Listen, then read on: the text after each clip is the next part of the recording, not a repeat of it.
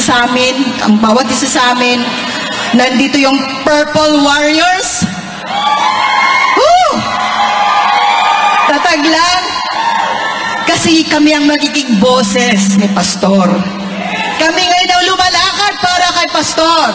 Kami ngayon ang nagpapakilala para kay Pastor Apollo C. Quiboloy.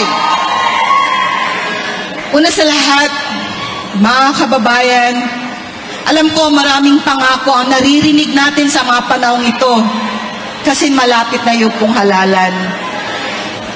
Kung makikita natin bakit ayusin natin ang Pilipinas, ang naging battle cry ni Pastor Apollo C. Quiboloy. Ano ba nangyayari sa Pilipinas?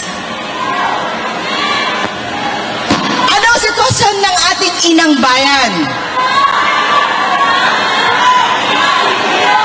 Pinagpapala ba? Mayaman ba? Malusog ba ang Pilipinas?